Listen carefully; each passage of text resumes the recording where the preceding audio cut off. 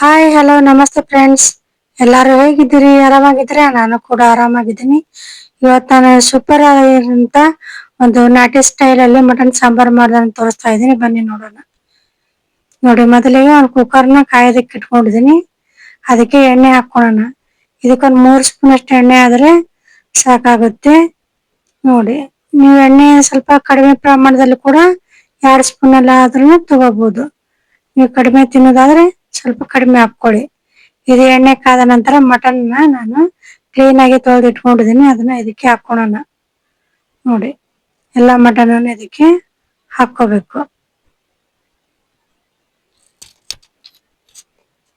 ಇವಾಗ ಇದನ್ನ ಚೆನ್ನಾಗಿ ಮಿಕ್ಸ್ ಮಾಡ್ಕೊಳ್ಳೋಣ.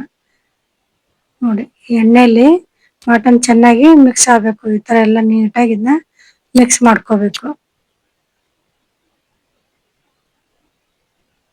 ನೋಡಿ, ಈ ತರ ಇದಕ್ಕೆ ನಂತರ ಇದಕ್ಕೆ ಸ್ವಲ್ಪ ಅರಿಶಿನ ಪೌಡರ್ ಹಾಕೋಣ.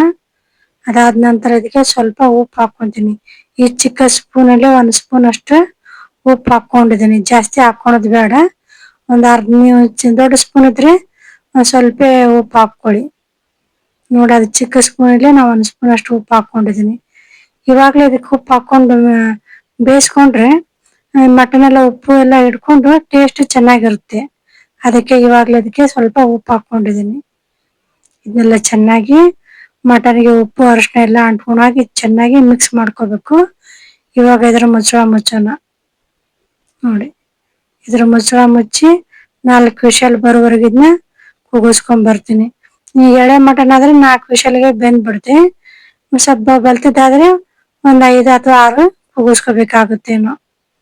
ಇವಾಗ ನೋಡೋಣ, ಇದಕ್ಕೆ ಮಸಾಲೆ ರೆಡಿ ಮಾಡ್ಕೊಳ್ಳೋಣ. ನೋಡಿ, ಒಂದು ತವಾನ ಕಾಯೋದಕ್ಕೆ ಇಟ್ಕೊಂಡಿದ್ದೀನಿ.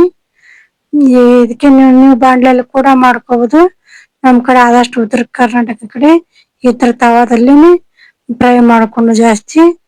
ಅದಕ್ಕೆ ಇದಕ್ಕೆ ಒಂದು ಅರ್ಧ ಕಪ್ನಷ್ಟು ಒಣ ಕೊಬ್ಬರಿ ಹಾಕೊಂಡಿದ್ದೀನಿ. ನಂತರ ಇದಕ್ಕೆ ಒಂದು 3 ಇಂಚಷ್ಟು ಚಕ್ಕೆ ತಗೊಂಡಿದ್ದೀನಿ.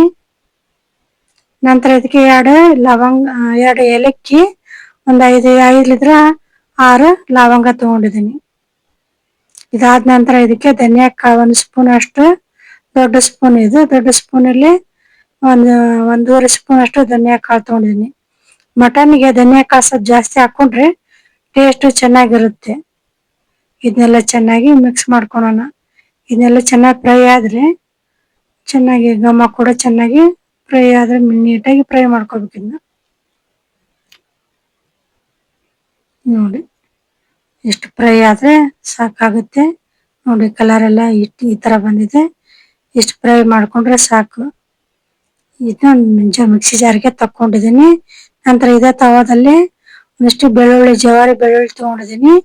ಒಂದು 3 ಗಡ್ಡೆ ಅಷ್ಟು ಬೆಳ್ಳುಳ್ಳಿ ಆದ್ರೆ ಸಾಕು. ಇದನ್ನ ಕೂಡ ಫ್ರೈ ಮಾಡ್ಕೊಂತೀನಿ. ಆವಾಗಲೇ ಕೊಬ್ಬರಿ ಅದನ್ನ ಫ್ರೈ ಮಾಡ್ಕೊಂಡದಲ್ಲ, ಅದರಲ್ಲಿ ಕೂಡ ಇದನ್ನ ಬೆಳ್ಳುಳ್ಳಿ ಹಾಕೊಂಡು ಫ್ರೈ ಮಾಡ್ಕೋಬಹುದು. ಇದನ್ನ ಒಂದು ಪ್ಲೇಟ್ಗೆ ತಕೊಂತೀನಿ. ಇದೇ ತವಾಕೆನೆ ಒಂದು 3 ಇಂಚಷ್ಟು ಹಸಿ ಶುಂಠಿ ತಗೊಂಡಿದ್ದೀನಿ. ಅದನ್ನ ಕೂಡ ಇದಕ್ಕೆ ಹಾಕೊಂಡಿದ್ದೀನಿ. ನಂತರ ಒಂದು ಟೊಮೊಟೊ, ಮೀಡಿಯಂ ಸೈಜಿನ ಟೊಮೊಟೊ ತಗೊಂಡಿದ್ದೀನಿ. ಅದನ್ನ ಹಾಕೊಂಡಿದ್ದೀನಿ. ಇದನ್ನ ಕೂಡ ಎಣ್ಣೆಯಲ್ಲಿ ಇದನ್ನ ಫ್ರೈ ಮಾಡ್ಕೊಳ್ಳೋಣ. ನೋಡಿ, ಸ್ವಲ್ಪ ಫ್ರೈ ಮಾಡ್ಕೊಂಡಿದ್ದೆ, ಸ್ವಲ್ಪ ಎಣ್ಣೆ ಹಾಕೊಂಡು ಫ್ರೈ ಮಾಡ್ಕೊಂಡ್ರೆ ಬೇಗನೆ ಫ್ರೈ ಆಗುತ್ತೆ. ಅದಕ್ಕೆ ಸ್ವಲ್ಪ ಎಣ್ಣೆ ಹಾಕೊಂಡಿದ್ದೀನಿ. ಒಂದು ಅರ್ಧ ಸ್ಪೂನ್ ಅಥವಾ 1 ಸ್ಪೂನ್ ಅಷ್ಟು ಹಾಕೊಂಡು ಎಣ್ಣೆ ಹಾಕೊಂಡು ಫ್ರೈ ಮಾಡ್ಕೊಳ್ಳಿ. ನೋಡಿ, ನೀಟಾಗಿ ಇದನ್ನೆಲ್ಲ ಫ್ರೈ ಮಾಡ್ಕೋಬೇಕು. ನಂತರ ಇದಕ್ಕೆ ಸ್ವಲ್ಪ ಕೊತ್ತಂಬರಿ ಸೊಪ್ಪು ತಗೊಂಡಿದ್ದೀನಿ. ಅರ್ಧ ಕಟ್ಟಷ್ಟು ಕೊತ್ತಂಬರಿ ಸೊಪ್ಪು ಹಾಕೊಬೇಕು. ಇದನ್ನು ಕೂಡ ಫ್ರೈ ಮಾಡ್ಕೊಳ್ಳೋಣ.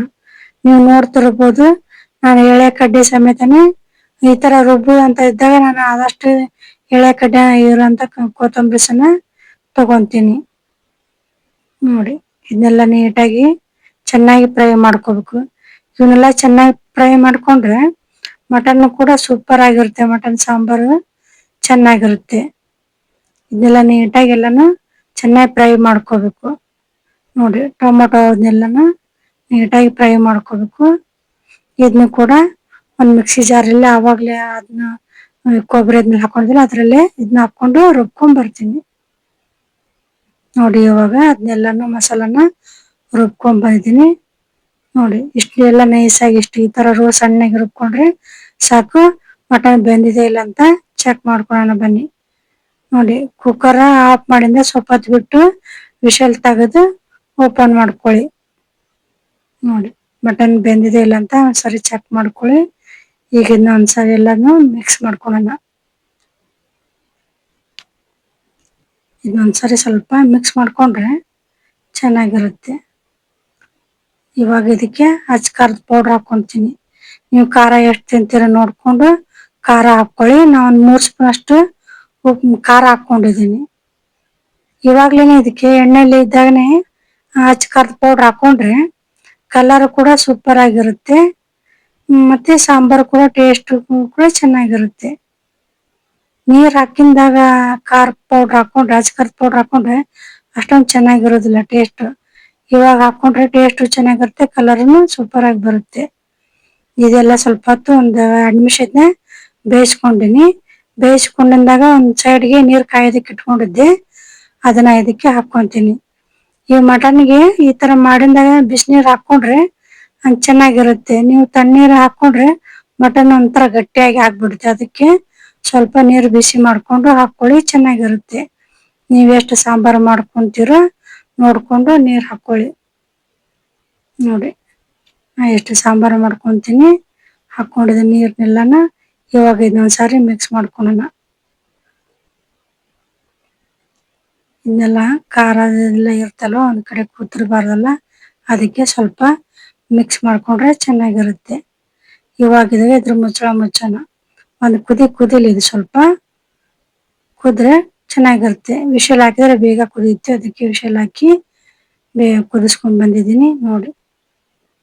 ನೋಡಿ ಕುದಿತಾ ಇದೆ ಚೆನ್ನಾಗಿ. ಇವಾಗ ಇದಕ್ಕೆ ಆವಾಗ್ಲೇ ರುಬ್ಬಿಟ್ಕೊಂಡಿದ್ವಲ್ವ ಮಸಾಲಾನ ಇದಕ್ಕೆ ಹಾಕೊಳ್ಳೋಣ. ಎಲ್ಲ ಮಸಾಲಾನು ಇದಕ್ಕೆ ಹಾಕೊಂತೀನಿ. ನೋಡಿ ಇದು ರೊಟ್ಟಿಗೆ, ಚಪಾತಿಗೆ ಮತ್ತೆ ರಾಗಿ ಮುದ್ದೆಗೆ ಸೂಪರ್ ಆಗಿರುತ್ತೆ.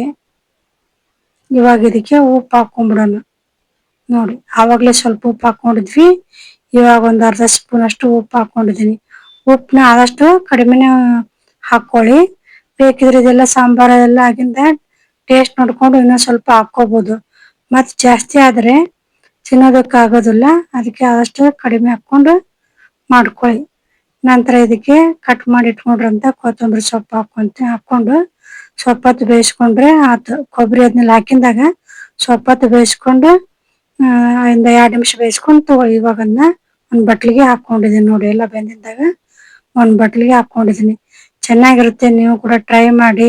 ದೇವ್ರ ಎಲ್ಲರಿಗೂ ಒಳ್ಳೇದ್ ಮಾಡಿ. ನಮಸ್ಕಾರ.